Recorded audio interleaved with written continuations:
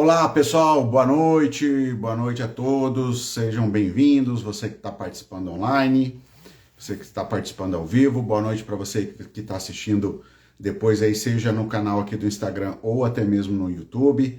Vamos aí para mais uma live, mais um bate-papo sobre reforma tributária. Hoje a gente vai estar aqui com um participante aqui muito especial aqui, o Jonas, um colega aí de profissão da época que eu trabalhei na administração tributária. Então sejam todos muito bem-vindos. Já vou pedir aqui para vocês compartilharem aqui a live, tá? Tem, para quem está no celular, tem aqui no canto direito inferior um aviãozinho. Já compartilha aí para os grupos, né? Grupos de WhatsApp, no direct aí de algum colega que porventura aí tenha interesse aí em relação à temática tributária.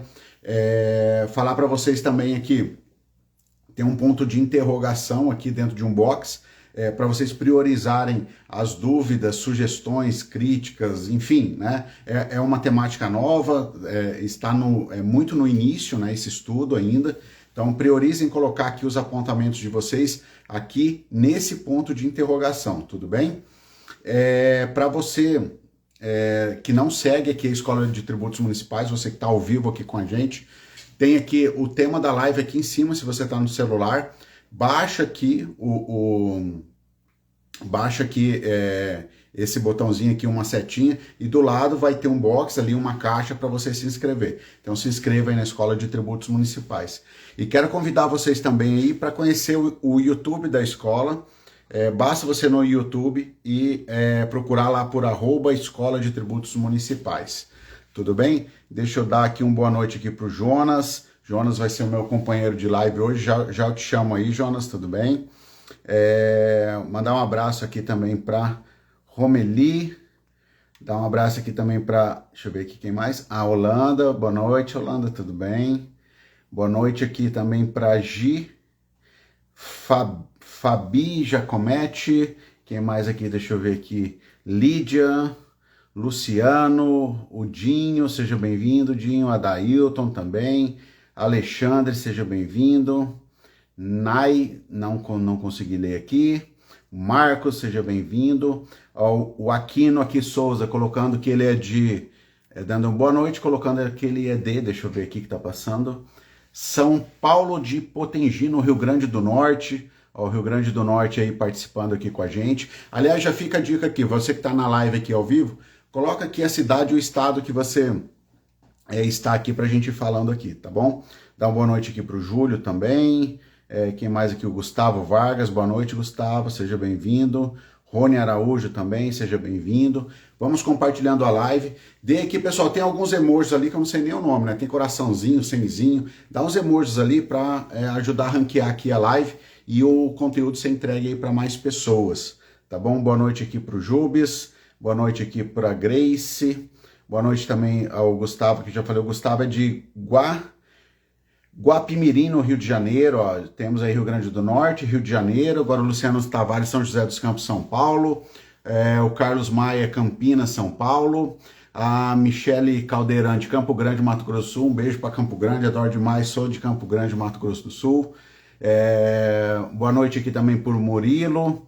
Boa noite aqui, o Adailton falando de Feira de Santana na Bahia, aí gente aí do Brasil inteiro aí entrando aí. Boa noite pro Note Gil aqui também, não consegui identificar. Deixa eu tentar aqui puxar aqui o nosso convidado.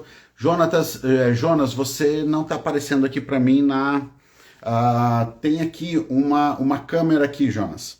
Vou pedir para você clicar aqui e pedir um convite para eu poder te aceitar aqui, tá bom?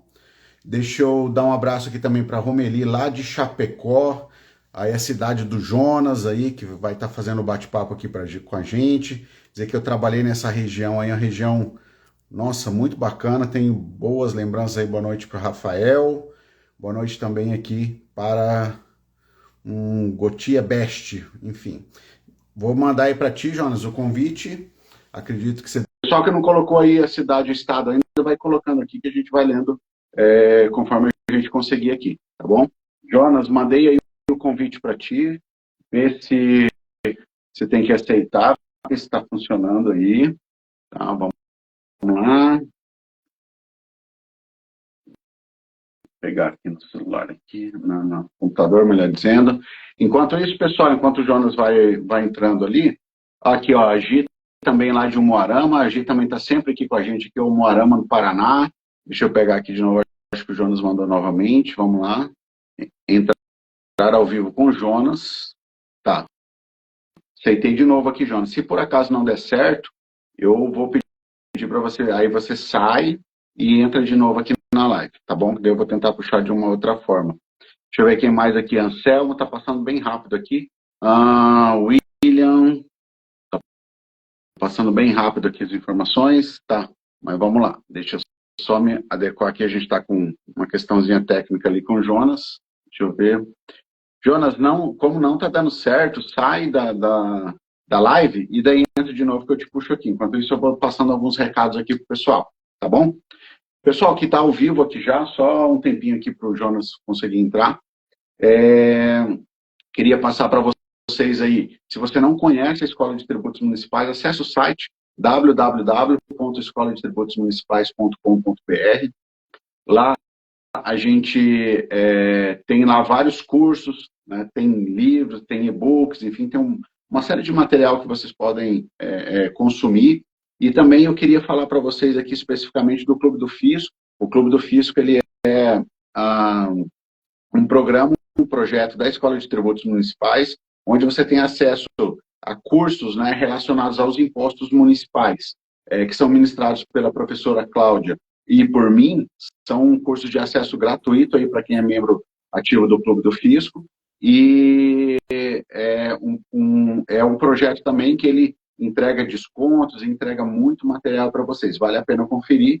O Clube do Fisco você pode acessar direto. Tem um link aqui na bio do Instagram. Se você está assistindo pelo YouTube, em algum lugar embaixo vai ter o link do Clube do Fisco. Tá? Então, convido vocês aí para vocês conhecerem aí e ver um pouquinho mais dos benefícios do Clube do Fisco. Agora, deixa eu dar uma boa noite aqui para o meu amigo aqui, meu colega, Jonas. Muito obrigado, Jonas, aí por ter aceitado o convite aqui para a gente fazer um bate-papo sobre a reforma tributária, uma questão que vai mexer profundamente aí, né, com o direito tributário. São muitas mudanças, muito significativas, e o tema que a gente vai estar tratando aqui hoje é um tema que se a gente olhar hoje para o ISS e para o ICMS, nós não temos a tributação de consumo sobre essas operações que a gente vai falar aqui hoje, só que com a entrada do IBS e da CBS, começará, né, a ocorrer aí a tributação sobre esse assunto que a gente vai estar falando agora aqui. Então, deixa eu me apresentar primeiramente, para quem não me conhece, meu nome é Rafael Gonçalves, eu fui fiscal de tributos, inclusive próximo ali do nosso amigo Jonas, o Jonas de Chapecó, em Caxambu do Sul. Atualmente eu sou controlador interno no município de Indaial, mas eu gosto muito da área tributária. Tem esse projeto aqui da escola que já vai para 5 anos, aí 4 anos e meio para 5 anos, e eu trabalho muito aqui com a questão do direito tributário. Então, vocês fiquem à vontade para participar, tá? Só agora, aproveitando que tem mais gente, priorizem colocar as dúvidas de vocês. Tem um box aqui com ponto de interrogação. Priorize colocar ali dúvidas, sugestões, críticas, enfim. Priorize colocar ali, que daí fica fácil para a gente resgatar. Se for no feed aqui, a gente acaba perdendo, porque as informações passam muito rápido, tá bom? E hoje, pessoal, nosso convidado aqui para a gente tratar sobre tributação imobiliária na reforma tributária é o Jonas Cap Gonçalves. Ele é auditor fiscal lá do município de Chapecó, um excelente profissional, está desenvolvendo um trabalho muito interessante aí na CNM, em relação à temática da reforma tributária. Vem aí promovendo, começando a promover alguns posts, né, Jonas, referente à reforma tributária, e referente a esse tema que a gente vai falar hoje também. Eu já vi vários posts aí também no Instagram dele, e aproveitando, eu vou pedir para você que não segue o Jonas aí no Instagram, também vai aqui em cima, ó, tem aqui o tema da live, tributação imobiliária, você baixa, e se você não seguir o Jonas aí, já clica lá no botãozinho lá, para começar a seguir o Jonas aí e acompanhar aí, que ele é um profissional muito dedicado aí, e eu aprendo muito com ele aqui também, quando ele traz as informações, tá bom? Então, vou passar a palavra para o Jonas agora, para ele se apresentar melhor, né? Ninguém melhor que ele para se apresentar, e daí a gente começa a fazer esse bate-papo sobre tributação imobiliária. E só lembrando, pessoal, antes que a reforma tributária é gigantesca, o nosso recorte hoje aqui é sobre tributação imobiliária, especificamente de pessoas jurídicas, da reforma tributária, mais especificamente até da Lei Complementar 214, que é uma lei de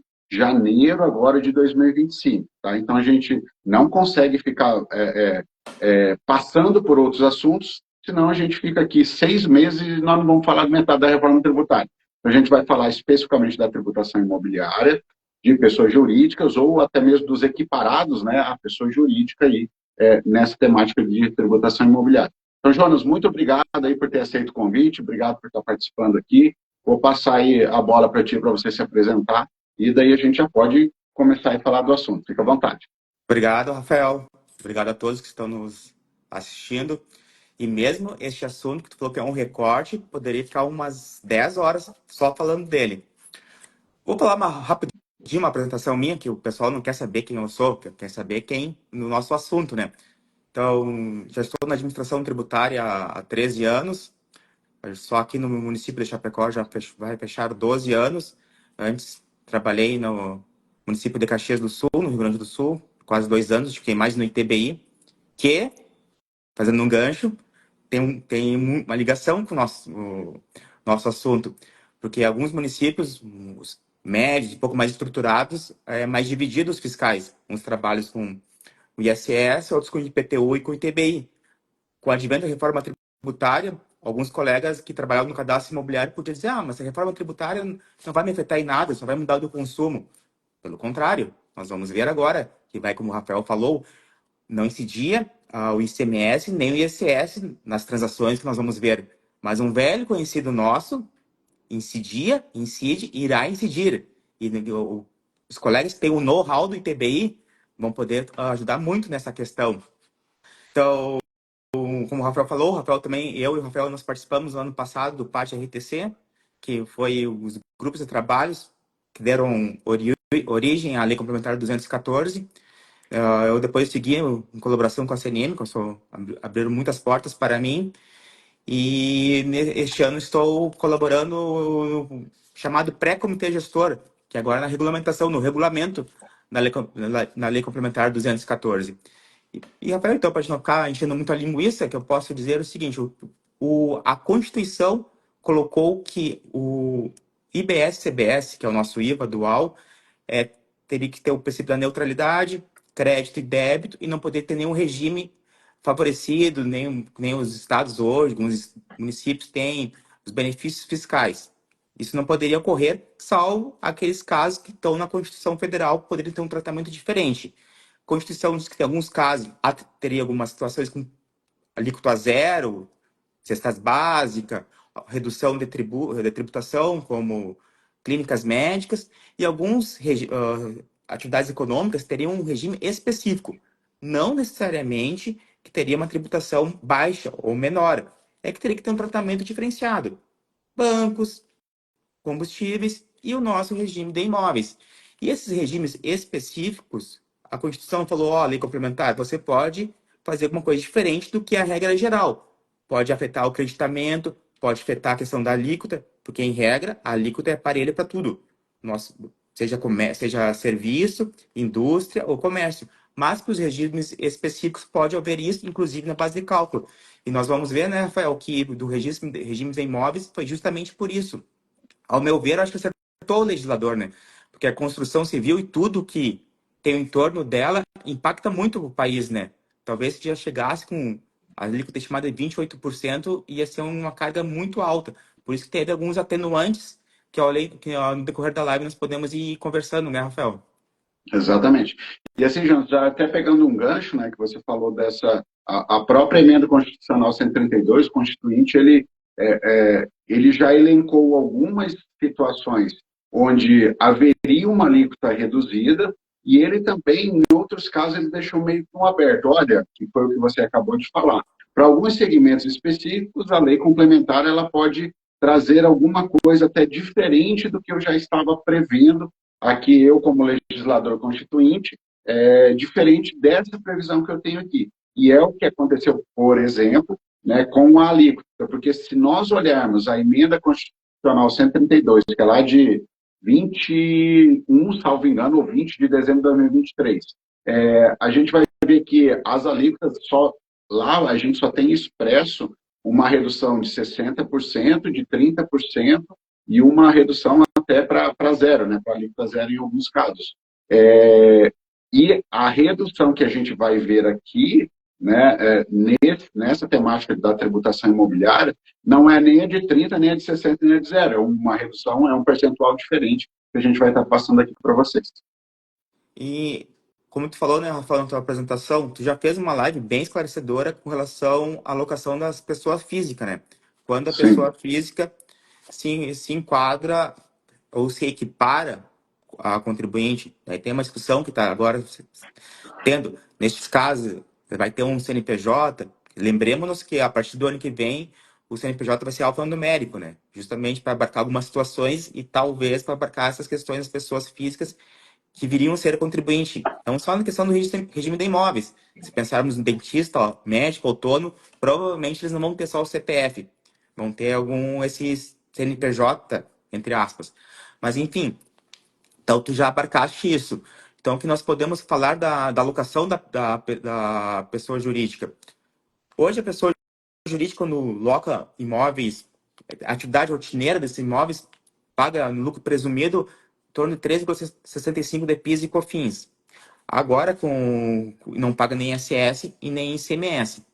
Agora, com a IBS e CBS, estimando uma alíquota de referência de 28%, que é a última que eu vi agora, se nós estimarmos esses 28% com a redução de 70%, então, já dando primeira informação para quem ainda não conhece, na alocação haverá uma redução de 70%. Acho que o Rafael já falou isso na live passada, mas estou reafirmando, de 70% da alíquota. Então, considerando essa alíquota hipotética que eu estou falando de 28%, ficaria em torno de 8,4%. Essa vai ser, então, uma alíquota incidente na locação. Então, sou uma empresa que vou alugar um imóvel. Não importa se eu sou uma imobiliária, que minha atividade é locação, ou se eu sou uma agroindústria, se eu sou um comércio, o espírito do IVA, do IBS, CBS, é tributar tudo, seja operações rotineiras ou não. Então, eu vou alugar o imóvel, se sou uma PJ, já sou contribuinte. Não tem aquela história de 2 imóveis, 3 imóveis, 240 mil. Não, não. Sou PJ, já vou alugar o imóvel, vai ter o IBS-CBS de 8,4%. O Rafael, se o Rafael é pessoa física e vai alugar o imóvel de mim, ele não tem crédito nenhum, porque ele é consumidor final. Agora, o Rafael é uma empresa. Hoje, as empresas, quando alugam um imóvel, consultório, um escritório, elas pagam o valor do aluguel e morreu, não tem o que fazer. Agora não. O Rafael, empresa, vai alugar o imóvel para fazer suas atividades. Meu exemplo, um aluguel de 10 mil reais, uma alíquota de 8,4%, vai ter 840 de IBS-CBS. O Rafael, quando alugar esse imóvel, vai pagar 10.840, porque o imposto agora é por fora também, isso é para uma... Como o Rafael falou, a gente não pode, não consegue abarcar tudo. É outra questão. 10.840 reais. Esses 840 reais vai ser um crédito do Rafael. O Rafael, quando for vender, for prestar um serviço, se ele tiver um débito lá na frente de 3 mil reais, ele vai poder compensar esse crédito de 840 reais. Então, quando a gente vê muitas pessoas falando por aí, mas a carga, a reforma tributária, as alíquotas dos prestadores de serviço vai aumentar, inegável. Numericamente vai, mas nós temos que sempre lembrar a questão dos créditos. Aqueles aluguel vai dar crédito, luz, que hoje no ICMS só consegue aproveitar os créditos das atividades que são relacionadas ou integradas ao teu produto. Quando é material administrativo, o escritório não consegue ter crédito nenhum. Com IBS e EBS, tu vai conseguir apurar crédito de tudo, inclusive os aluguéis. Então, a gente vê que às vezes as pessoas não conseguem, não estão se planejando, né, Rafael? A gente vê que nós, fiscais, temos que começar a ficar atentos, Mas o setor produtivo e o seu entorno, advogados e contadores, no nosso caso, assim, um profissional que está muito ligado a isso, os corretores de imóveis, porque tem que já ver, ó, a partir de 2026, 2027, nesse período de transição, já tem que computar. Quando faz fazer um aluguel, considerando pessoas jurídicas agora, né? Porque não vamos falar de Sim. pessoa física. Quando vai fazer um aluguel, tem que ver, ó, vai ter um tributo. E a minha empresa, quando eu alugar, também vou ter que pagar esse tributo, mas eu vou poder me compensar. Então, agora Uhum. é essa questão agora do débito e crédito, que para nós, auditores municipais, é uma questão mais nova, assim, mas vai ser para os prestadores de serviços. E, em especial, no nosso caso, as empresas que têm essa atividade que aluga, são locadora, locatório, também vão ter que se adequar. Então, essa é uma questão de débito Exatamente. e crédito a gente tem que pesar bastante agora. E nessa questão de locação de PJ, que é o por PJ, né? O PJ é o proprietário de um imóvel e faz a locação desse imóvel. Me veio agora aqui na cabeça uma regra bem interessante, bem bacana que tem na Lei Complementar 214, e ele vai falar daquelas locações de curto espaço de tempo, né? Então, essas locações de curto espaço de tempo, que a lei complementar, tá, mas o que é um curto espaço de tempo, né? Eu estou trazendo uma questão filosófica aqui, né? Curto espaço de tempo. A lei, ela diz que são aquelas locações com períodos inferiores a 90 dias ininterruptos. Essas locações inferiores a 90 dias ininterruptos não vão estar enquadradas nessa regra que a gente está falando aqui agora. Tá? Então, de repente, uma empresa tem. Vamos pegar aqui para o nosso.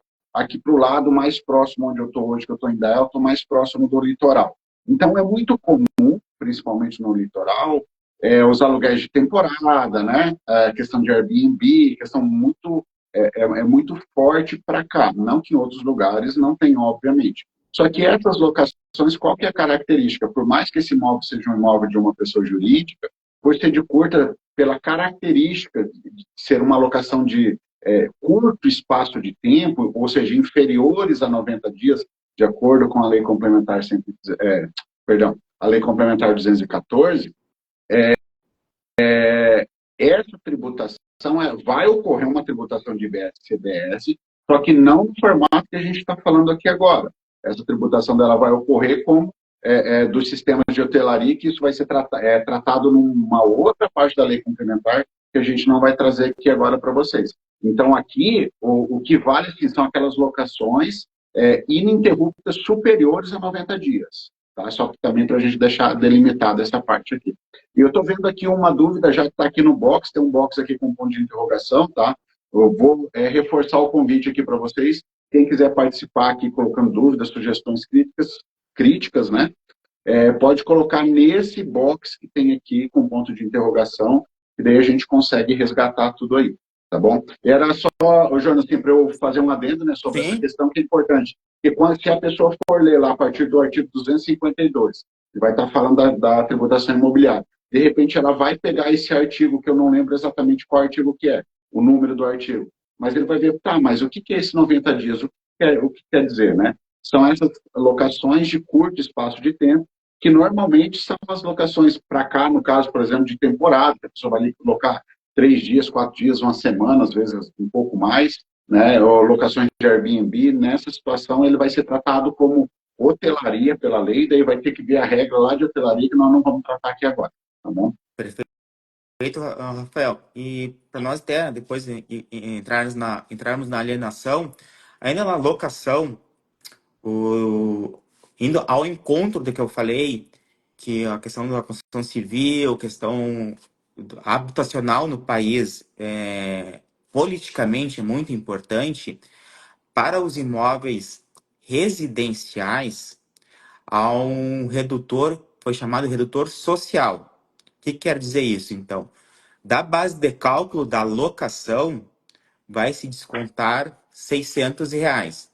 Eu alugo um apartamento, R$ 2.000, desconto esses R$ 600, ficaria uma base de cálculo de R$ 1.400. Sobre ela, eu aplicaria aquela alíquota que eu que eu estou usando como exemplo, de 8,4, uma redução de 70%, considerando essa alíquota padrão de 28%. Então, o legislador achou por bem, para não onerar, então, a questão das locações de imóveis, repito, friso, só vale para os imóveis residenciais. Então, os imóveis residenciais têm esse redutor de R$ 600. Então, fica um pouco mais em conta, tanto para quem vai estar alugando, como quem vai estar locando. E também outra questão, na locação, a base de cálculo é o valor da locação. É comum, nos contratos, quando tu vai alugar, eu vou alugar um apartamento do Rafael. O Rafael é o dono do apartamento, o contribuinte do IPTU é o Rafael. O seu Rafael tem um imóvel aqui no meu município, Chapecó. Chapecó vai cobrar o valor do IPTU do Rafael. Mas é comum, quando a gente faz o contrato, o Rafael diz, o aluguel vai ser R$ 1.000 e você vai pagar o IPTU de R$ 300. Vamos supor, claro, 300 é diluído nos 12 meses, mas vamos só para fins de entendimento. Então, esses R$ 300 eu pago, diluído eu pago ali. O condomínio, eu também, o Rafael disse, não, tu que paga o condomínio, eu pago, tudo bem. Então, por mês, vamos somando esse IPTU diluído e o condomínio, dá R$ 1.500 que eu pago. Mas a base de cálculo é só os R$ 1.000. O IPTU não entra, condomínio também não entra, entendeu? Então, só para deixar claro, então, para nós fecharmos essa questão, fecharmos, não, lógico, isso aí, como eu falei, né, isso é 10 horas, para a gente dar uma pincelada para vocês entenderem. Então, a base de cálculo do aluguel, da locação, é só o valor do aluguel, não conta IPTU, nem condomínio, Rafael. Isso, exatamente. A primeira coisa que tem que gravar, assim, essa regra do redutor é para locação residencial, né? Então, não vale a locação comercial. E segundo, assim, até pegando um gancho que o Fulano nos falou, a gente está falando aqui de uma parte, um pedaço. Se a gente fosse aprofundar aí que 10 horas, a gente talvez não conseguiria ainda, talvez se aprofundar adequadamente. Ainda nós temos a questão, pessoal, que a Lei Complementar 214 regulamentou apenas parte da reforma tributária e, inclusive, esse assunto que a gente está vendo aqui agora, que foi regulamentado pela Lei 214, ela carece ainda, em alguns pontos, de uma regulamentação e a gente não sabe ainda, porque não existe esse texto ainda, ela está sendo construída, uma regulamentação, que não sei se vai ser via decreto, como que vai ser isso, de regulamentar partes que estão na Lei Complementar 214. Como eu saí do grupo tributário, eu não sei, talvez o Jonas pode dos grupos tributários, né? O Jonas talvez pode falar melhor isso, mas, enfim, existem pontos da Lei Complementar 214 que vão depender de uma regulamentação posterior ainda para a gente ter algo mais concreto para poder falar. O que a gente está tratando é o que a gente tem positivado hoje, tá? Só para deixar claro aqui para vocês também. Isso. Vai haver duas regulamentações, por assim dizer. A Receita Federal vai regulamentar o CBS via decreto. O comitê gestor, como ainda é uma coisa nova, não é decreto, porque não é estado, não é município. Acho que vai ser via resolução que vão chamar o nome da regulamentação do IBS. Até eu estou participando da parte da regulamentação das normas gerais, da regra matriz de incidência tributária. Tô colaborando ali. Então, provavelmente vai ser chamado de resolução. E mesmo ali nessa resolução, ainda vai ter algumas questões que ainda vai remeter a ato conjunto. Nós estamos aprendendo também um direito administrativo novo, né? Vai remeter a ato conjunto da Receita Federal e do Comitê Gestor. A ideia é para ver as duas peças, dois atos normativos, mas eles têm que ter identidade, né? Porque o IVA é para ser... Eu brinco, né? Como se fosse ver duas faces do mesmo lado. O contribuinte, quando olhar, o contribuinte tem que olhar que é um tributo só. Uma só. Quando virar a face, nós, nós, com o Estado, vamos quebrar o pau no comitê gestor, e o comitê gestor que se quebra o pau com a Receita Federal com o CBS. Teria que ser assim, claro. Tem várias nuances para acontecer, né, Rafael? Mas eu acho que a gente Sim. pode entrar agora no tema que realmente vai ter correlação com o dia a dia nosso mesmo, que é das alienações. Que isso, até hoje, para mim, eu fico meio com a pulga atrás da orelha. Será que não vai dar rolo isso mais para frente? Por que que eu digo isso? Dupla tributação, Pessoal, né? por que que eu digo... mas, mas vamos com calma. Então, diferente do que ocorre no ICMS, no ICMS uma indústria, uma empresa adquire um imóvel, logicamente não há ICMS, e quando vende, também não há ICMS. Então, não existe a questão de crédito e débito no ICMS. Agora, sim, se eu adquirir um imóvel, digamos que eu adquiro um imóvel por 1 milhão, na alienação, a redução da alíquota é 50%. Então, no meu exemplo fictício, seria 14%. Eu vou dar esse exemplo ainda sem entrar no redutor de ajuste, sem redutor social. Depois nós vamos entrar, o que é isso? Então, 14% sobre 1 milhão, 140 mil, então, é o valor do tributo. Pago 140 mil, eu tenho um crédito de 140 mil. Se eu alugo esse imóvel de 1 milhão, não importa se é comercial ou residencial, por 10 mil reais por mês, eu vou apurar um débito lá, vamos arredondar tudo agora, 1.000 reais, eu não vou precisar pagar esses 1.000 reais, porque eu tenho um crédito de 140 mil. Eu vou abatendo. Então, a questão agora também é essa que vai ser uma mudança para as empresas também, para ver o seu planejamento. Nunca a palavra planejamento vai estar tão em voga, pessoal. Porque, então, tudo que eu adquirir dá crédito, inclusive um imóvel. Então, se eu adquirir um imóvel, vou pagar. Ah, mas o imóvel vai ficar mais caro, ficar mais barato? Nós vamos ter que ver depois. Mas vai dar crédito. E se esse imóvel... Ah, mas eu não vou alugar esse imóvel. Esse imóvel eu vou usar para minhas atividades. Não tem problema. Tu tem um crédito de 140 mil. Se num mês tu faturar 100 mil e terá que pagar uma alíquota cheia de 28% do IVA, que seria 28 mil, tu vai descontar esse 28 mil dos 140 mil. Entendeu? Exato. Então, porque do ICMS antes era um rolo dos ativos de bem imobilizados, era 360 meses, era um rolo que sempre ia adiando, né? Exatamente. Mas agora, O com ponto o positivo IVA, não. desse débito e crédito no IBS, na CBS, é que assim, aquele crédito gerado por uma compra de qualquer coisa, você vai usar com qualquer outra coisa. Né? O crédito ele vai estar lá para ser usado com qualquer outra coisa. No ICMS, a gente tem essa regra aí da questão do imobilizado, tem um tempo X, inclusive não só para imóvel, né, mas para bem, outro tipo de bem imobilizado também, veículo, enfim, você só podia usar e tinha 48 avos, aí você, cara, é um rolo danado no ICMS, é bem complexo essa parte. Mas aqui no IBS-CBS, para isso, ele é muito mais simples, que assim, o contribuinte, quem é contribuinte do IBS-CBS comprou, tem um crédito de IBS-CBS, tem. Ele vai usar com o quê? Ele vai usar com qualquer coisa.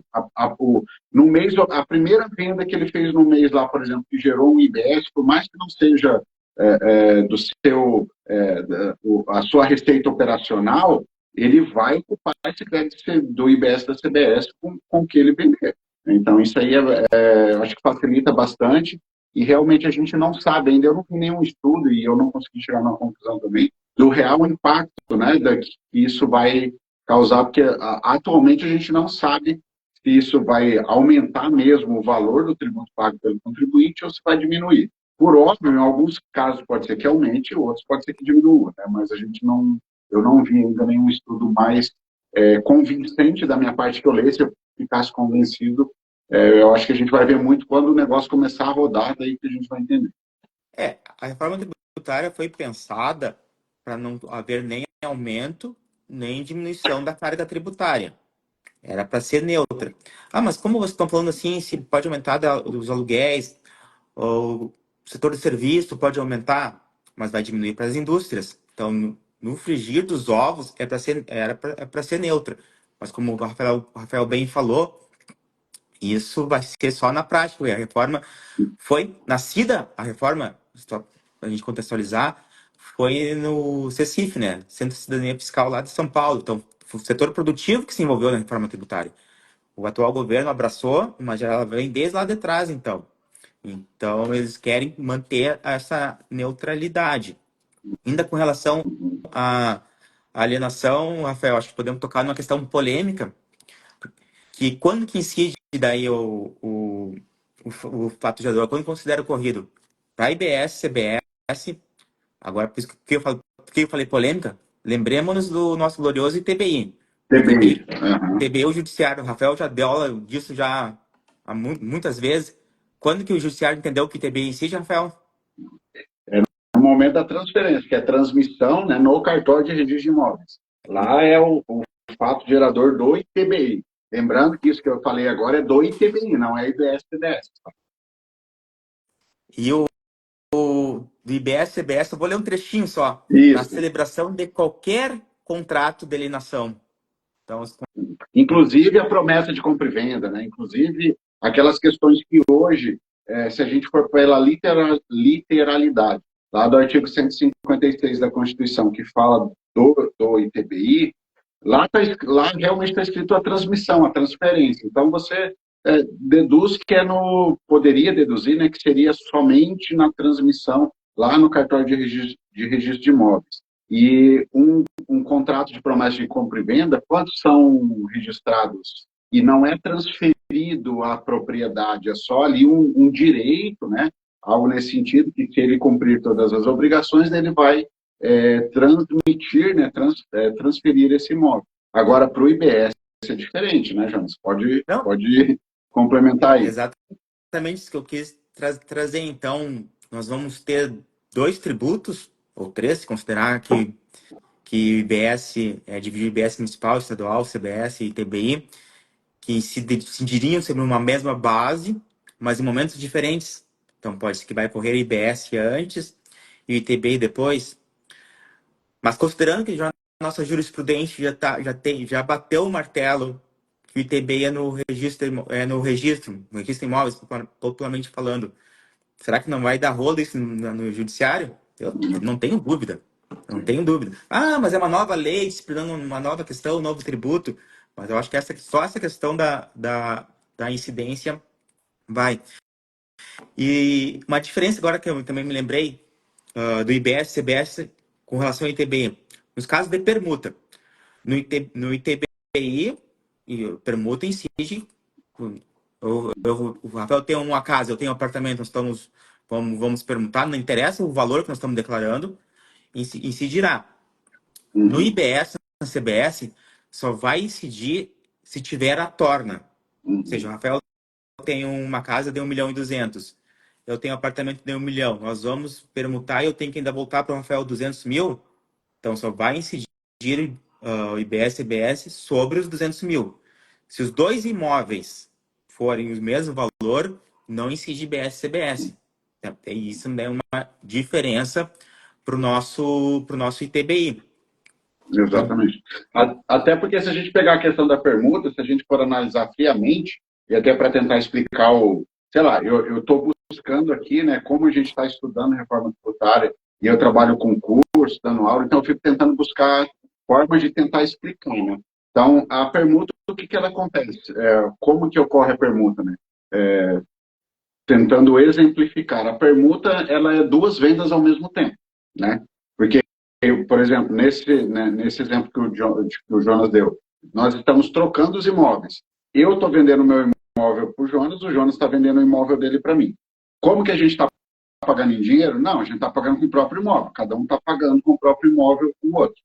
Para o ITBI, que é o que a gente está acostumado, são dois fatos geradores aí, cada um vai pagar o seu ITBI sobre o valor venal ali do imóvel, que também é uma outra polêmica do ITBI, né? Enfim. E agora no IBS, na CBS, não. E por que não? Porque se você for pensar, por exemplo, na lógica do IBS e CBS, débitos e créditos, o que você vai. Se eu estou vendendo ali e estou comprando ao mesmo tempo, também estou vendendo, eles vão ali se autodestruir ali no mesmo momento. Então, aquela parte onde não tem um excesso, né? Se forem imóveis do mesmo valor, você não vai ter nada para pagar de IBS. Só vai ter alguma coisa se o termo técnico que o Jonas utilizou, a torna, né? Um valor a mais, um dos imóveis valer um pouco mais que o outro, aí sim vai ter incidência, e vai ter incidência ainda sobre só sobre a diferença daí dos valores. Exato, Rafael. E outra polêmica também que a lei complementar instituiu, que no ITBI, já o judiciário falou que isso não pode. No ITBI, muitos municípios, e o município de São Paulo foi o carro-chefe, instituiu as tais pautas fiscais. E que isso é isso? Para quem não sabe, nós temos o IPTU, nossa planta genérica de valores, aprovada em lei. Não vamos entrar agora, né, Rafael? Mas depois, quem sabe, pode ser alterada e tem a lei, pode dar as normas gerais, e agora a reforma tributária falou que pode ser feito por decreto, mas vamos deixar no conceito tradicional, planta genérica de valores aprovada em lei.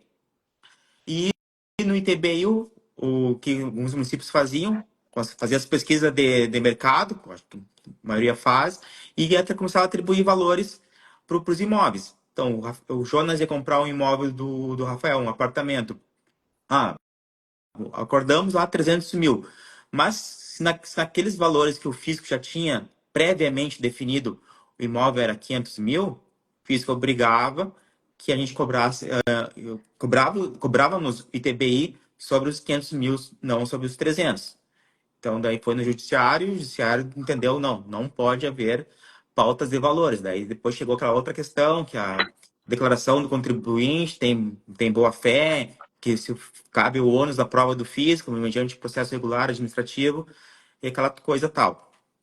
Pro IBS foi criada uma figura chamada de valor de referência, que vai ser alimentado pelas administrações tributárias municipais, estaduais, dos cartórios, vai estar disponível no Sinter, mas pelo que está na lei, claro, temos que ver o regulamento, mas não acredito que nessa parte do regulamento vão dar um tiro no pé. Não é para ser usado como pauta de valor. Ali o espírito no meu entendimento, é para um eventual arbitramento. Exatamente, eu também Rafael entendo transmitiu um assim. apartamento para o Jonas, por 300 mil. No valor de referência tá 500, 550. Se eu sou auditor e fico vendo o caso e vejo imóveis perto ainda por 700, eu poderia arbitrar. Mas Uhum. não, nunca dizer para o contribuinte, não, tu tem que recolher sobre o valor de referência. E mesmo assim, se for feito isso, a lei fala que tem que tem que dar o contraditório e ampla defesa para o contribuinte contestar. Porque pode ser que o valor de referência do apartamento seria 500 mil, mas pegou fogo, inundou aquele apartamento. E o contribuinte, não, Uhum. mas agora é 300 mil, então o contribuinte também tem que fazer. Mas, repito, eu falo isso porque, mesmo estando lá do fisco, né, mas eu sou daqueles, né? Se o judiciário decidiu, né, Rafael? Não adianta a gente ficar dando soco em ponta de faca. Ah, Sim, pode ser que mude. Ah, lá tem o PLP 108, que tem algumas regras que pode disciplinar diferente. Pode. Mas como o Rafael falou, não vamos misturar agora alhos com bugalhos. Vamos tratar com exatamente. o sistema que está hoje. Então, hoje, vai ter esses valores de referência, até esse valor de referência vai ser usado, acho que se der tempo a gente falar do próximo tópico, que é o valor de ajuste, é uma questão, mas para mim, hoje, a grande sacada dele é para um eventual arbitramento. Nunca Exato. poderia ser usado, nunca é difícil, né, Rafael, tu usar. Então, no Sim, direito a gente não pode usar, ainda mais no Brasil. Não poderia utilizá-lo como uma pauta fiscal, mas, exato. mas tem esse Eu valor. também concordo, Jonas. Eu concordo com isso aí. A pauta fiscal, na verdade, é uma situação que, assim, ela vem sendo abolida, né, na prática, no dia a dia aí nas administrações tributárias. Agora, assim, uma questão que eu quero deixar para vocês, que, assim, essa reforma tributária, assim como a própria emenda constitucional 132, quanto à legislação que saiu até agora, que foi a Lei Complementar 214, ela trouxe um monte, várias situações e casos novos. A gente vê, às vezes, debate de leis que já estão há anos e anos, há décadas e décadas, questões conceituais sendo debatidas. Imagina com uma regra nova entrando agora. Onde que eu quero chegar? A gente está falando de algo aqui, agora, que refere-se à base de cálculo. Para saber que valor que eu vou usar, o valor de referência, se tiver muito fora, o fisco pode arbitrar, artigo 148 do CTN, tem que respeitar as regras, provavelmente daí o município tem alguma regulamentação sobre isso, o comitê gestor vai ter que ter uma regulamentação sobre isso também, para saber como que ele vai fazer esse arbitramento, enfim. Mas o que a gente tem que saber? No IBS da CBS, qual que é a base de cálculo? É um valor da operação. O que é valor da operação? A gente ficou se debatendo muito tempo no direito tributário, por exemplo, no ITBI, que é a relação que a gente está fazendo aqui, o que é valor venal? Né? Quantas discussões, quantas decisões judiciais, às vezes, um juiz entendendo de um jeito, outro de outro, até se chegar num consenso do que seria o valor venal. É o valor que o bem alcança no mercado, não é o valor da negociação em si, né, que seria o preço. Né? Para o ISS, a base de cálculo é o preço, que é aquilo que é pago. E agora aqui o valor da operação. Pessoal, a gente vai ter, sim, inúmeras discussões ainda sobre isso, e a gente está tentando, na verdade, trazer os principais pontos aqui da Lei Complementar 214, porque nessa questão de valor de referência, ele vai ter uma influência nesse outro tema que a gente vai entrar agora aqui, que é o do redutor, que eu vou usar o valor de referência ou o valor de aquisição, né? Daí vai depender. Então, agora eu vou devolver para o Jonas aí, para a gente entrar na questão do redutor. Não, a questão do redutor de ajuste, se nós formos ver o conceito, vai se assemelhar muito com ganho de capital do imposto de renda. Porque, a grosso modo, comprei o imóvel do Rafael por 1 milhão. Paguei 1 milhão, lá, me creditei de tudo, como a gente estava falando até agora, não, nada invalida. Transcorreu um lapso temporal, eu vou agora vender esse imóvel por agora 1.500.000 reais. Deste 1.500.000 reais, não vai incidir o IBS sobre esse valor total. Eu vou poder, vamos usar o termo descontar, ou se é o redutor, reduzir esse 1 milhão que foi o preço de aquisição.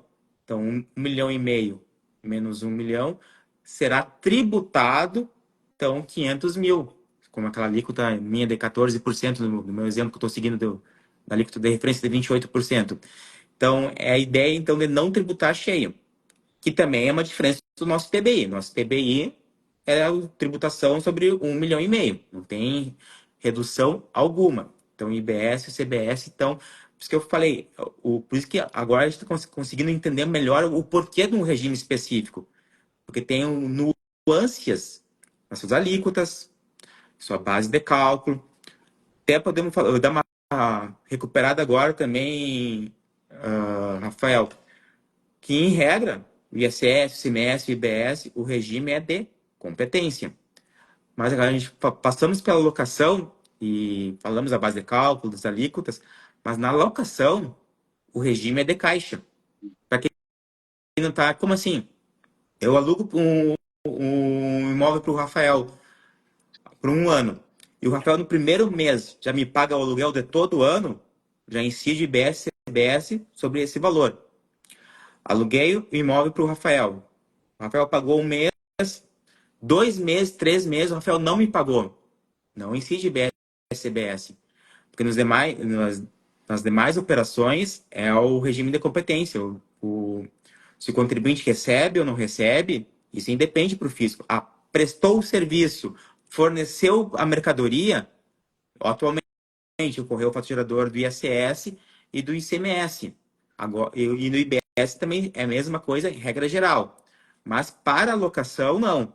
Para a locação, o legislador, então, achou por bem, como não era tributado nem pelo um nem por outro, então, mas vão alugar ainda, se não receber, tomar o popular calote, ainda vai ter que pagar ainda.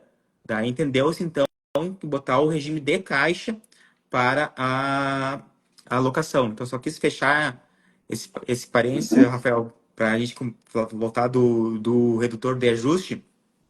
E o redutor de ajuste também é a mesma questão. E o que entra nesse redutor de ajuste? Terreno, comprei um terreno e vou edificar a minha casa. Eu comprei o terreno por 300 mil. Ao edificar minha casa, os materiais de construção, tudo que for ali, uma mão de obra, que lembremos também, IBS, CBS, na prática não vai depender se é material de construção, se é serviço, vai incidir sobre tudo, salvo, claro, se tiver algum regime diferenciado, específico, que pode ter alguma redução na alíquota. Mas, na regra geral, vai ser a alíquota cheia sobre tudo. Então, tudo que eu comprar, que eu botar, né, que eu usar para fazer a minha casa, então, vai entrar no custo de aquisição. Então, no meu exemplo, comprei o terreno por 300 mil, ao fazer minha casa, gastei mais 400 mil em tudo. Então, meu redutor de ajuste é 700 mil. Minha casa está pronta, então o Rafael olhou para minha casa, ô Jonas, que casa bonita tua, tu quer me vender? Te pago, então, 1.200.000. Então, desse 1.200.000, eu vou poder, então, reduzir os 700 mil, os quais eu, eu tive o custo de aquisição. Uhum. Então, também é mais para essa questão do, É, do, ganho do ganho de capital. né? E uma... Eu, Então, pode eu ir, Rafael. até, se me permite, Jonas, eu até separaria para quem for ler lá a partir do 252, que eu não vou lembrar exatamente qual artigo está, mas assim, a partir do 252, que ele vai estar falando da tributação imobiliária, eu separaria esse tema de agora que a gente está falando, que é a alienação, em duas situações, que assim, é aquele imóvel que já está pronto até dia 31 de dezembro de 2026, né, um imóvel pronto, comprou, vendeu. Ali o que acontece? Qual vai ser o redutor? Tá, quanto que você pagou no imóvel que você comprou? Ah, eu paguei 500 mil e estou vendendo por 800, então dos 800 você vai ter um redutor de 500 mil e vai ter a tributação sobre essa diferença, então a tributação vai incidir sobre os 300 mil. Ah, não, o imóvel não está pronto, ele está em construção, em 31 de 12 de 26 ele estava ainda em construção, ele não estava pronto. Qual vai ser o redutor?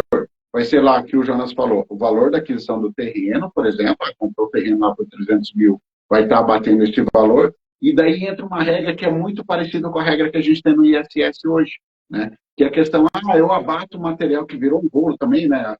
Recentemente, não tão recentemente, sempre teve esse rolo aí com o ISS de abater material, não abater material. Agora, no IBS, eu não tenho, assim, pelo menos numa primeira olhada, eu não tenho dúvida que tudo que você vai usar ali, você vai poder abater, né, utilizar esses valores e abater, daí, nesse caso específico, ter esse redutor ali para a base de cálculo. Só que daí uma questão interessante que eu falo que é similar ao IBS é aqueles materiais, né, que são contabilizados como custo da produção ali da obra, né?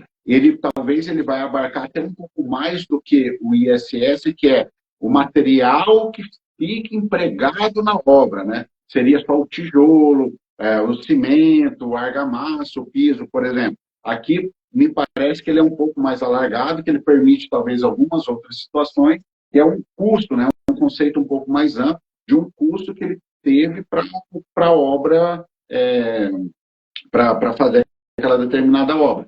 Então, a gente tem aí duas situações, que é uma com o imóvel pronto e outra é um imóvel que está em construção e ele não vai ter terminado até 31 de dezembro de 2026. Tu tocou num assunto, Rafael, também, que a gente não falou, porque não tem como falar, que serviço de construção civil está aqui também nesse regime específico. Uhum, Só isso daí, sim, esse com certeza daria umas 5 horas. sim. Porque se tu explicasse, relacionasse com o ISS da regra antiga, que é aquilo que tu podia deduzir qualquer material empregado na obra. Com o ICS, agora a regra nova, que é a mudança jurisprudencial. Sim. Só pode deduzir aquele material que o fornecedor fez fora do lugar da obra. E agora e o IBS, Construção Civil, daria umas Não, 5, 10 horas, só, mas tranquilo. Esse é um fácil. tema fácil, fácil. E qual é um outro redutor que temos? Então, temos esse de ajuste, que é mais um ganho de capital. Na alocação, nós falamos do redutor social de R$ 600, que é a bateria, então, do imóvel residencial, R$ 600 do valor. Na alienação, temos também um redutor social para imóvel residencial, então, um imóvel ou um terreno baldio residencial. mas tem que ser uma característica que a lei colocou, imóveis novos. E só pode ser usado uma Uma única única vez. vez. Então, para o imóvel edificado, o redutor social é R$ 100.000 e para o imóvel não edificado, R$ 30.000. Isso daí tem uma questão muito que foi colocado e eu depois estudei bastante sobre isso, mostra uma questão da progressividade. Por quê? Esses R$ 100.000 num imóvel que vale R$ 200.000 impacta muito mais se o imóvel valesse 1 milhão. Então, proporcionalmente, o tributo que esse que vai comprar por 200 mil vai ser bem menor daquele que vai comprar por 1 milhão, porque 100 mil, 1 milhão fica diluído. Agora, 100 mil e 200, é 50%. Então, como é que vai ser a regra? Primeiro, então, tu vai fazer o abatimento do redutor de ajuste, comprou o imóvel por 1 milhão, então, no caso, não, a construtora, então, fez tudo, construiu o imóvel e vai vender o apartamento por 1 milhão. E nas alocações, aquele imóvel teria o redutor de ajuste de 300 mil. Então, abate os 300 mil, então 1 milhão menos 300 mil, 700. E desses 700, tu desconta ou abate mais 100 mil do redutor, desse redutor social. E se for imóvel, como eu falei, de 200 mil, 300 mil, quanto menor o imóvel, ou seja, presume-se que quem tem uma renda menos elevada será mais beneficiada daqueles que vai comprar um imóvel de 500 mil, 1 milhão, 1 milhão e meio. Então, pode ter casos que quem for comprar um imóvel não vai pagar nada de IBS-CBS, descontando o redutor de ajuste e mais R$ 100.000. Então, por isso que a gente tem muito cuidado quando vai falar assim, a tributação vai aumentar. Temos que, como o Rafael falou, cara, não consegui fazer um estudo ainda, mas vamos ter que ver caso a caso. Por isso a importância de nós, técnicos, seja da área pública, como eu falei anteriormente, corretores, advogados, contadores, para fazer bons planejamentos tributários, né? Para as empresas, mas vamos fazer tais imóveis, baixa renda, mas vão ser impactados pela tributação? Talvez não.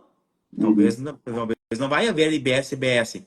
E aí, não, então tem que fazer um estudo da cadeia toda. Uhum. Então, como eu repito, no Brasil, né, Rafael, a palavra planejamento é feita assim, nós fazemos planejamento, mas aquele planejamento Mas assim, ó, além do estudo por cadeia, só fazendo um parênteses aqui também, né, por segmento, para a gente verificar, dentro do próprio segmento, duas empresas exatamente do mesmo segmento, alguma pode ter um aumento em relação ao que tem hoje, obviamente, um aumento da carga tributária, outra pode ter uma diminuição. Exemplo, duas empresas exatamente iguais no mesmo segmento, só que uma tem um alto custo de produção, por, sei lá, N motivos. E a outra, ela não tem um custo tão grande, ou seja, que não tem um custo tão grande, não vai ter tantos créditos de ICMS, de IBS, CBS. Então, talvez ela pague um pouco mais. Aquela que tem um alto, talvez pague menos, porque ela vai se acreditar mais. Então, mas isso é certo? Tu fala isso?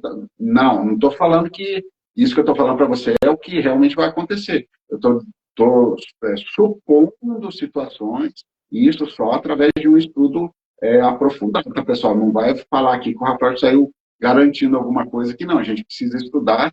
Na verdade, a situação, a questão do planejamento que o Jonas está falando assim é fundamental, porque não é mais um planejamento especificamente de uma cadeia, é um planejamento específico para o seu negócio. Então, a gente tem aqui também empresários que assistem a gente aqui também, ou contadores que atendem empresários, né? É o planejamento pontual de cada negócio, independente do segmento, porque às vezes no mesmo segmento a gente vai ter características ali talvez um pouco diferentes. Fechei o exato. parênteses. Não, não. Foi muito feliz, Rafael. Que é a questão que eu estava falando do planejamento. E seja do setor público, seja do setor privado, para dar assessoria, para não quebrar. Que tem que começar, então, a regra é começar pelas notas fiscais, né? Seja da mercadoria, de serviço, para ver o que vai poder acreditar ou não. No caso da locação, como a gente está vendo, vai ter que pegar outros documentos, porque não vai conseguir pegar tudo isso na locação. E só para então, para a gente tocar em outro regime que é usado de caixa, esse regime específico, será nas incorporações. Então, na incorporação, o Rafael é incorporador e está me vendendo então um apartamento que vai ficar pronto em 2030. E nós pactuamos lá em 40 parcelas. fizemos o contrato. Se fosse uma alienação normal, no momento que a gente faz o contrato, ocorre o fato gerador do IBS e CBS. Mas na incorporação, não. Vai ser o feito, o IBS e CBS vão ocorrer em cada parcela que eu vou pagar para o Rafael. Também, como eu falei, para o regime específico, questão das incorporações, para não onerar, então decidiu-se que vai ser feito um regime de caixa, então. E tudo esse que a gente falou, o redutor de ajuste, o Rafael vai, como incorporador, vai poder usar, mas também vai ter que ser alocado aí, proporcionalmente às parcelas que eu vou pagar para ele. Então, vai ser deduzido a cada parcela. Então, no regime de imóveis, salvo engano agora, são essas duas questões que eu me vem na cabeça, que tem o regime de caixa, a alocação, e agora a questão da incorporação, que também, só a incorporação também, misturar incorporação com construção civil, então nós ficava aqui até amanhã da manhã, né, Rafael? E olha lá, ainda ia sair com... E quanto mais a gente estuda, parece que mais, às vezes, levantam outras vertentes, né, de possibilidade. Tá, mas eu não tinha pensado nisso. Isso é muito interessante. Eu falo que eu estudei muito e li muito a Lei Complementar 116. Acho que foi a que eu mais estudei e li, né? Eu li sei lá quantas vezes. Mas hoje, se eu pego e leio um artigo dessa lei que eu já li sei lá quantas vezes, parece que às vezes eu enxergo coisas que eu não enxerguei nas outras 100 leituras atrás. Então é importante a gente fazer uma releitura aí desses assuntos aí. Bom, João, Rafael, Rafael, eu vi um colega, acho que passou para mim, ele botou assim, mas o IBS se assemelha mais com ICMS, então nós vamos ter dificuldade, algo do tipo. Ele tem razão em certo ponto, mas ano passado, como tu também teve bastante contato com os fiscais estaduais, da Receita Federal, mas em compensação, principalmente os fiscais estaduais, têm uma dificuldade danada para o serviço. sim, Conceitos que para nós seríamos básicos, para eles também é muito difícil. Eles nunca fiscalizaram construção civil, bancos, planos de saúde, então cartórios. Então, provavelmente, principalmente como eu falei, eu estou colaborando na questão da regulamentação das normas gerais, da regra matriz de assistência tributária, e quando a gente levantou algum aspecto nesse sentido de serviço, para eles a gente tinha que explicar com calma. E sim, também, então, a gente também, como ao fiscal municipal, a gente coloca muito para baixo, né? Não, nós temos uma dificuldade com débito e crédito? Temos, mas também sabemos bastante, já temos know-how de serviços que podemos utilizá-lo. Então, vai ser um equilíbrio grande, né, nessa sim, questão. Só para sim, vai deixar ser. também claro, para também não ficar assim, complexo de inferioridade, Mas tá? eu ia falar isso, e independente do tamanho do município também, tá? Sim, Seja você de um município aí nós temos no Brasil um município de 1.000 habitantes, acho que nem 1.000 habitantes, tem alguns poucos municípios, mas tem. Não, é município, pessoal, não interessa se é um município de 1.000 habitantes ou de 10 milhões de habitantes. É município, a gente tem que brigar enquanto municípios para que a gente tem que estudar, obviamente, ter muita informação, ter conhecimento, porque é igual, vai ser a administração tributária para o IBS. Não vai ser a administração tributária do município, a administração tributária dos estados. Vai ser, para a IBS, vai ser a administração tributária, que vai estar sendo ali direcionada, né, as regras, algumas situações pelo comitê gestor, que é uma coisa nova também, que, enfim, vai dar muita discussão para saber qual que é a definição jurídica ainda desse órgão, ou, enfim, né, desse quinto ente, alguns falam quinto ente, porque realmente é muito grande, mas assim, municípios e estados não tem um maior que o outro, não. É a mesma coisa. Né? Isso é importante para a gente perder esse complexo de inferioridade, que a Receita Federal é melhor, que a Receita do Estado é melhor, não tem nada disso, não. e até porque também outra questão que a importância, aos poucos vai ter essa ficha dos fiscais municipais. O Rafael falou do comitê gestor. Estima-se que o comitê gestor vai gerir em torno de 1 trilhão de reais de IBS. E o IBS só vai ser distribuído quando houver o consumo final. Então vai ter toda a cadeia. Quando lá o Rafael for no mercado, for na loja, que vai haver a distribuição.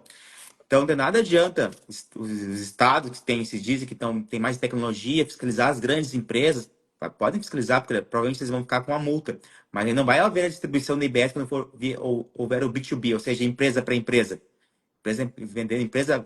Vendendo para empresa, prestando serviço para empresa, não vai haver distribuição. A distribuição vai haver lá no teu município, quando o consumidor final adquirir o produto ou serviço. Então, eu tenho para mim que a importância do nosso cargo vai ficar ainda maior, porque senão esse dinheiro vai ficar represado no comitê gestor. Com Entendeu? certeza. Não vai ser nem no interesse dos estados, porque daí os estados também não vão ganhar nada, porque os estados só vão ganhar quando houver no município de destino, que daí vai ser, logicamente, no estado de destino, senão vai ficar represado lá no comitê gestor. Então, a importância nossa, nisso posso ser otimista, vai aumentar bastante. Então Com certeza. vamos parar com esse complexo de vira-lata. Exatamente, isso aí. Mas aqui, Jonas, do que eu anotei aqui, eu acho que eu finalizou. Não sei se você tem mais alguma coisa que você queira falar. Acho que sim, Rafael, como eu falei, né, que a gente aqui não é um curso, acho que foi mais um Sim, bate-papo, né, para mostrar isso, essa importância, seja para nós, aqui do lado físico, como quis também ressaltar o setor do produtivo, né, porque eu penso que um dos princípios constitucional da reforma é que é o princípio da colaboração. E eu digo que nós estamos aprendendo um idioma que está sendo escrito ainda. Então, em todos nós, todos, fisco, o empresário, contador, advogado e todos os demais profissionais que prestam assessoramento. Então, acho que é isso que nós temos que começar a despertar e poder colaborar. Eu estou tendo muito contato com fiscais estaduais, da Receita Federal, com contador, com advogado. É sempre bom também, agora, como está aprendendo coisa nova, eu também ouvir o outro lado também. E estou aprendendo bastante. E já ouvi também de advogados, não sabia como os técnicos das administrações tributárias também eram tão qualificados. E não estou aqui para falar para me achar. Acho que estou dizendo isso não pelo Jonas, eu acho pelo conjunto dos fiscais municipais. Então, acho que nós podemos aproveitar isso, ter essa experiência, essa troca com os empresários, com os advogados, porque nós estamos desenvolvendo uma coisa nova, um sistema novo. E quanto mais, se a gente conseguir partir do início, já com boas premissas, não vamos ter tantas dificuldades lá na frente. Lá na frente, sim, sempre vai ter ou fiscal que não tem um bom caráter, vai ter o sonegador, isso sempre vai ter que todo lugar. Mas pelo menos a gente não vai fazer os bons pagarem pelos maus, que é o que hoje muitas exatamente, vezes acontece, né? exatamente. Bom, pessoal, deixa eu falar aqui para vocês. Eu estou vendo aqui que tem alguns questionamentos, já vou abrir aqui para você que está na live ao vivo ainda. Se você quiser fazer algum questionamento, colocar algum comentário, priorize colocar no ponto de tem um box aqui embaixo com ponto de interrogação. Coloque ali, porque eu vi algumas coisas passando aqui pelo feed, não consigo resgatar, tá? Então, eu vou pedir Ô, para vocês Rafael, colocarem. eu Oi. tenho que puxar o saco, porque o meu secretário me fez uma pergunta ali. Se não puxar o saco do meu secretário. Ah, não, então faz aí, tá liberado. Tá Não, não, por liberado. favor, deixa eu passar na frente daí, esse daí, né? Eu tenho que Passa garantir o aí. pão nosso de cada dia. O secretário perguntou ali, o secretário Moacir Hora, com o qual manda um abraço para ele, que ele e a minha diretora, a diretora Andréa Lang, também me oportunizaram eu estar com a CNM, que ano passado muitas vezes tive que me deslocar daquele Chapecó lá para Brasília e sempre fui bem, tive bom acolhimento, porque o município de Chapecó entendeu que é interessante ter um técnico também participando desse processo, entendeu? Colaborando. Isso é bom para o município e para a nossa região. Que o secretário Sim, perguntou da questão do comitê gestor. O comitê gestor era já para ter tido eleição já agora em abril, mas o que aconteceu? Tem que, ao contrário dos estados, que é o governador indica o secretário de Fazenda, para os municípios, não. Vai ter que ter, porque são 5.570 municípios, então não tem como ter representação de todos. Então, a Constituição falou que tem que ser 14 representantes com voto paritário e 13 com voto proporcional. E que as entidades municipalistas que atingissem os requisitos de uma lei iam gerir essa eleição.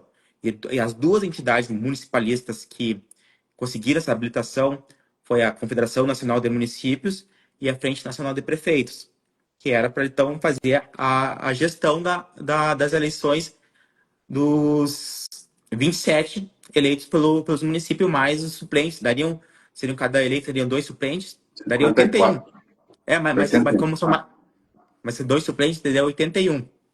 Então, era para fazer as eleições, só que daí as entidades não conseguiram se conciliar, porque a CNM quis seguir o que está na legislação, que eles podiam montar as chapas e para botar para votação. A Frente Nacional de Prefeitos entende que a CNM não poderia botar duas chapas, igual seria a chapa dos 14, dos 13, que teria que optar. Daí começaram a ter embate até porque começou a ser judicializado. Porque o comitê gestor teria que ser instaurado agora em meados de maio. Os estados já fizeram a indicação, só que os municípios não conseguiram fazer ainda se envolver. E cada mês que o comitê gestor deixa de ser instaurado, porque a União, nesse primeiro momento, ia repassar um valor, porque o comitê gestor vai começar do zero, e o grande questão que vai absorver recursos são os recursos tecnológicos, né? Para fazer esse sistema. Seria em torno de, depois você vai ter que ressarcir a União, mas seria em torno de 50 milhões que o comitê gestor vai deixar de receber. Por mês Então, que não tiver uma operação. então, esse é um rolo muito grande que tomara que as entidades se entendam, mas que Sim, realmente sim, vai trazer bastante prejuízo. Eu também exatamente. mandar um abraço para a minha diretora, Andréa Lani, também deixa eu puxar o saco, né, Rafael? Senão não, Senão não depois ganha um não cafezinho libera mais. mais, né? Não, tem que puxar o saco. Agora sim, É, Rafael. Se tiver algum outro questionamento, já rasguei a minha é. seda.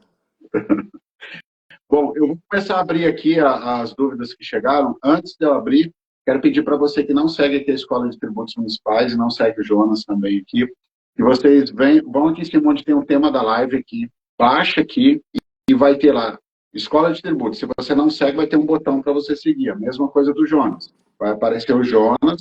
Se você não segue ele, vai ter um botão lá para você seguir. Então já aproveita aí esse minutinho que eu estou falando aqui, vai ali, já segue a Escola de Tributos Municipais, caso você não siga, e siga também o Jonas aí, tá bom?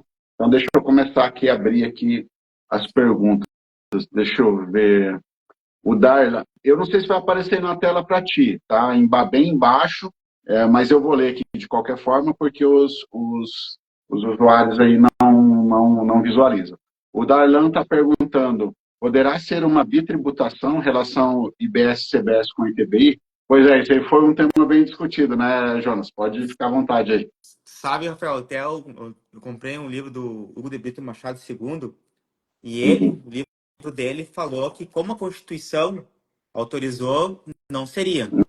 Mas uhum. isso foi um livro que eu comprei sobre uma matéria. Mas já vi artigos, já vi outras questões que pode dar polêmica.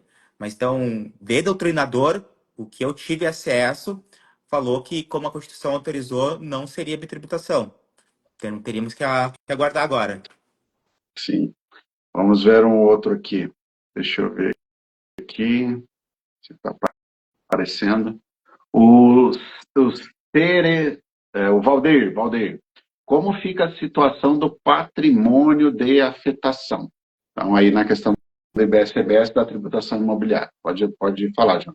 Sim, isso aí como a gente poderia até falar, se nós tocasse no assunto da construção civil, porque Uhum, cada obra.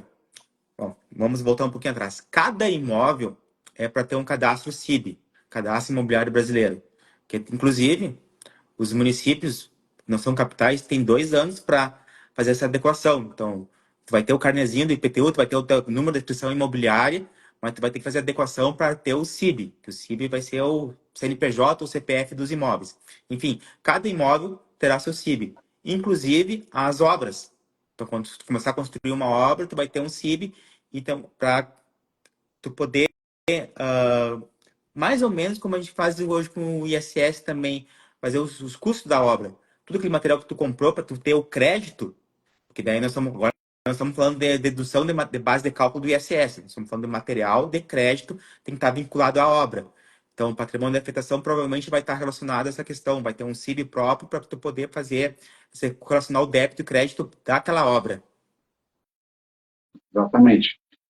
Tem que ver aí, assim, pessoal, como o Jonas já falou também, isso também é um assunto que a gente pode ficar aqui alguns longos momentos falando aí, que ele já vai. É difícil hoje eu ter um assunto onde eu vou estudar esse assunto separadamente ali, que ele não vai ter nenhuma relação com nenhum outro assunto. Hoje é muito difícil que isso aconteça. Então, esse assunto aí do patrimônio de afetação também, aí tem as regras todas também específicas que a gente tem que olhar, tá bom?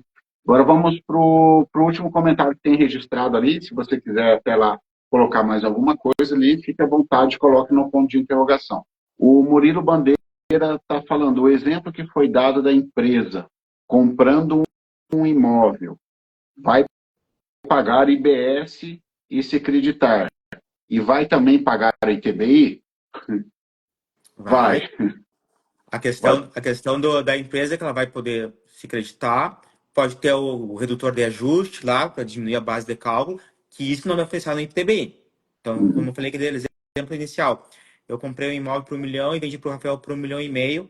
Só considerando o redutor de ajuste, o Rafael poderia se descontar desse 1 milhão, seria tributado o IBS de 500 mil. Do ITBI, não. O ITBI seria sobre o 1,5 milhão. Então, E só vai lembrando pagar. aqui, assim, pode parecer muito básico o que eu vou falar, mas eu vou falar porque às vezes tem pessoas que assistem o canal aqui também, Jonas, que, tipo, nunca tiveram ou estão bem no início de um contato com o direito tributário. Então, às vezes eu falo bem uma questão básica aqui. Esse crédito IBS da CBS, que falou o nosso colega aqui, ele questionou, vai pagar o IBS e CBS mais o ITBI também? Vai. O crédito gerado de IBS e CBS ele vai poder ser utilizado só com IBS e CBS. Não significa que daí vai abater o valor do ITBI, tá? Só para você que, porventura, esteja tendo alguns primeiros contatos com o direito tributário, para a gente deixar bem claro essa parte aí, tá bom? Deixa eu ver se apareceu mais alguma coisa aqui. Não, só essas três mesmos aí. Tá? Bom, mas então, pessoal, eu vou agradecer aqui a presença de todos vocês que puderam participar ao vivo aqui da live. Muito obrigado. Nós estamos aqui numa terça-feira, agora 9h45 da noite, 1h15 de live. Quando eu faço sozinho, eu faço em torno de meia hora. Mas agora aqui a gente está com gente boa que entende e Ah, sabe um do galã, né, assunto, né? Aí Aí, o modelo aí o ajuda. negócio desenvolve melhor. Aí o negócio desenvolve melhor. Mas, assim, eu agradecer a todos vocês aí que puderam participar ao vivo. A ideia é que a live fique gravada aqui no Instagram, só se der algum problema na finalização. E também a gente costuma passar lá para o canal do YouTube da escola. A escola no YouTube, você procura por @Escola de Tributos Municipais, você vai achar no YouTube a escola, tá? Pedir para você, mais uma vez, se você não segue, segue aqui a escola, inscreva-se lá no canal também do YouTube, tá? Para você ter acesso aos conteúdos. Muito obrigado a todos vocês que estiveram aí prestigiando e um agradecimento muito especial ao Jonas por disponibilizar seu tempo, seu conhecimento, para a gente estar aqui fazendo esse bate-papo aqui e futuramente, quem sabe, a gente faça outros aí também. Então, Jonas, muito obrigado aí pela sua participação, pela disposição do tempo. A gente fica muito agradecido e vou te passar aí para você fazer as suas considerações finais aí também. Eu que agradeço, Rafael, a oportunidade. Até eu ia brincar contigo, que eu acho que estou seguindo teus passos, né? Porque o Rafael foi nosso primeiro coordenador, nosso colegiado de fiscais aqui Verdade. da Associação dos Municípios do Oeste de Santa Catarina. E hoje eu estou exercendo a função de coordenador. Agora o Rafael me oportunizou para conversar com todos vocês sobre esse assunto. Eu acho que foi muito produtivo. E conselho que eu daria, independente se você é do físico, é do advogado, contador, que estude a reforma, que vai impactar o seu negócio, o seu ambiente de trabalho. Então, tente fazer essa, como o Rafael falou, numa terça de noite, tantas pessoas estão participando, acho que é um bom sinal, que os profissionais que iniciarem os estudos vão se destacar. Em qualquer das suas áreas vão se destacar. Contador, advogado, falando da questão do setor privado, que iniciar os estudos vão sair na frente. Então, eu digo que eu dou, estudem bastante reforma tributária. Estamos aí para colaborar. Um abração, Rafael. É isso aí. Valeu, pessoal. Então, um abraço a todos aí. Obrigado, Jonas. Até uma próxima. Tchau, Rafael. tchau, pessoal. Abraço. Tchau.